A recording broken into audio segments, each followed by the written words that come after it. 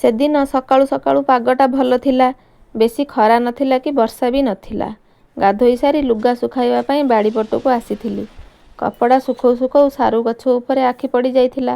ସାରୁ ଗଛଟାକୁ ତ ସବୁଦିନ ଦେଖୁଛି, ଆଜି ଭାବିଲି ପାଗ ତ ଶୁଖିଲା ଅଛି, ଭିଡ଼ିଓଟା କରିନିଏ।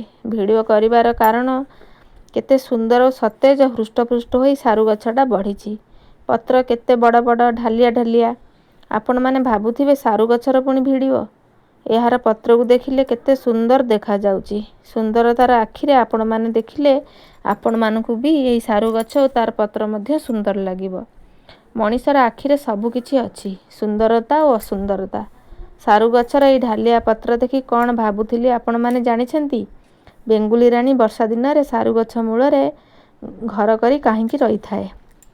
କେତେ ଗପରୁ ପଢ଼ିଛି ବେଙ୍ଗୁଲି ରାଣୀର ସାରୁ ଘର ସାରୁ ଗଛ ମୂଳେ। ଆପଣମାନେ ବି ପଢ଼ିଥିବେ ନିଶ୍ଚୟ। ଢାଲିଆ ପତ୍ର ତଳେ ଆଶ୍ରୟ ନେଇ ମେଘ ଦାଉରୁ ରକ୍ଷା ପାଇବା ପାଇଁ ସେ ହିଁ ଘର କରି ରହିଥାଏ। ଏବେ ଛାଡ଼ନ୍ତୁ ବେଙ୍ଗୁଲି ରାଣୀର ଗପ କଥା, ସାରୁ ଗଛ ଟପିକ୍ ଉପରକୁ ଆସିବା। ସାରୁ ଗଛ କେହି ଲଗାଇ ନାହାନ୍ତି, ଛାଇଁ ଛାଇଁ ଉଠି ଏହିପରି ହୃଷ୍ଟପୁଷ୍ଟ ହୋଇ ବଢ଼ିଛି। ବୋଧେ ଘରକୁ ସାରୁ ଆସିଥିବ ଖାଇବା ପାଇଁ। ସାରୁ ପୁଆ ପଚି ଯାଇଥିବ, ଆମେ ଏଇଠାରେ ଫୋପାଡ଼ି ଦେଇଥିବୁ। ସେହି ପୁଆରୁ ହିଁ ଏହି ସାରୁ ଗଛର ଉତ୍ପତ୍ତି। ଏବେ ଆପଣମାନେ କୁହନ୍ତୁ ତ, ହୃଷ୍ଟପୃଷ୍ଟ ହୋଇ ଉଠିଥିବା ଏହି ସାରୁ ଗଛରୁ ନିଶ୍ଚିନ୍ତ ଭାବରେ ସାରୁ ଫଳିବ। ସେ ସାରୁକୁ ଆମେ ଖାଇବୁ ନା ନାହିଁ? ନିଶ୍ଚିନ୍ତ ଭାବରେ କମେଣ୍ଟସରେ ଜଣାଇବେ। କମେଣ୍ଟସ ଦେବା ପାଇଁ, ଲାଇକ୍ କରିବା ପାଇଁ କି ସେୟାର କରିବା ପାଇଁ ମୋର କୌଣସି ଭ୍ଲଗ୍ସ ଭିଡ଼ିଓରେ ମୁଁ ଆପଣମାନଙ୍କୁ କହେ ନା।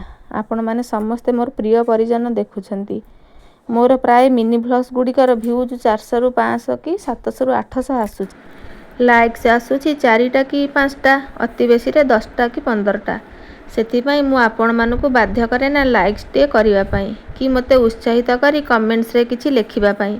ଯଦି ଆପଣମାନଙ୍କର ଇଚ୍ଛା ନାହିଁ, ମୋର ଭିଡ଼ିଓ ଗୁଡ଼ିକ ଆପଣମାନଙ୍କୁ ଭଲ ଲାଗୁଛି କି ଖରାପ ଲାଗୁଛି ତା ମଧ୍ୟ ଜାଣିନି।